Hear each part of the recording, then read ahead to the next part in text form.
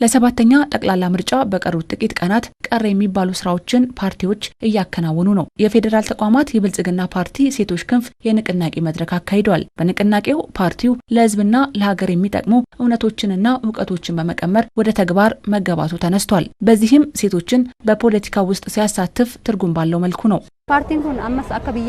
ፓርቲው እንደ ሀገር ለሴቶችና ለወጣቶች ትኩረት አድርጎ እየሰራ ነው። ባለፉት ዓመታት ብዙ ሴቶች በኢኮኖሚ ተጠቃሚ እንዲሆኑ ከማድረግ ባለፈ ትርጉም ያለው ለውጥ እንዲያመጡ ሰርቷል። በቀጣይም ለሴቶች ብልጽግና መስራቱን ይቀጥላል።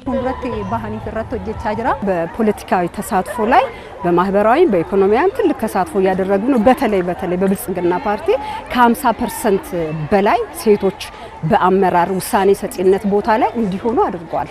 ይሄ ደግሞ በሀገሪቱ ለመጀመሪያ ጊዜ በብልጽግና ፓርቲ አመራር ሰጪነት የተሰራ ትልቅ ስራ ነው። በሁሉም የመንግስት መዋቅሮች በአስፈጻሚው፣ በህግ ተርጓሚው፣ በህግ አውጪው ሴቶች እኩል እንዲሳተፉ፣ እኩል አበርክቷቸው እንዲታይ፣ እኩል ከሀገራቸው ትሩፋት እንዲጠቀሙ ከማድረግ አንፃር ብልጽግና ብዙ ስራዎችን ሰርቷል። ኢትዮጵያ በታሪኳ ያሳለፈቻቸውና እንደ ሀገር የአቅሟን ያክል እንዳታድግ ቀፍድደው የያዟትን ስብራቶች ለይቶ በማከም ወደ ላቀ ብሔራዊ ራዕይ ለመሻገር አበክሮ እየሰራ ስለመሆኑም ተጠቅሷል። ፕሮጀክቶችን በአዲስ እይታ በመቅረጽ ሰፋፊ ስራዎችን ሰርቷል። በዚህም በርካታ ውጤቶች ተገኝተዋል። እንደ የፌዴራል ተቋማት የብልጽግና ፓርቲ ሴቶች ክንፍ ገለጻ የሰራቸው ስራዎች ተረት ያልሆኑ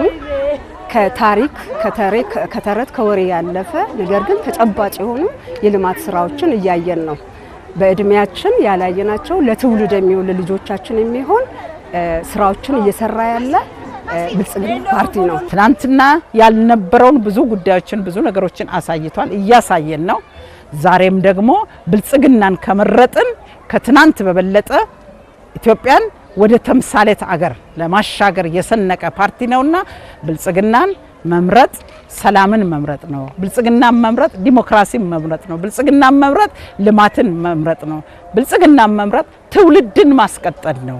ብልጽግና ፓርቲ ምርጫው በሂደቱ ሰላማዊ፣ ፍትሃዊ፣ ነፃና ቅቡልነት ያለው ሆኖ እንዲጠናቀቅ ዋና ዓላማው ነው። በዚህ ውስጥ ፓርቲው አሸናፊ ሆኖ እንዲወጣ ይሰራል ያሉት የፌዴራል ተቋማት የብልጽግና ፓርቲ ሴቶች ክንፍ ምክትል ፕሬዚዳንትና የጽህፈት ቤቱ ኃላፊ መስከረም አበበ ናቸው። ይሄንን ግብ ለማሳካት የሚፈልገው ሀገራችን ለዘመናት ከተተበተበችበት የተወረሰ ዕዳ ከድህነት፣ ከግጭት፣ ከመዋቅራዊ ስብራቶች ወጣ ለቀጣይ ትውልድ ምንዳ ወደምታተርፍበት ተምሳሌት ሀገር የምታደርገውን መሰረታዊ እጥፋት የሚበይን ምርጫ በመሆኑ ነው። ፓርቲው ባለፉት 8 ዓመታት የሰራቸውን ስራዎች በማንሳት መልእክት ተላልፏል።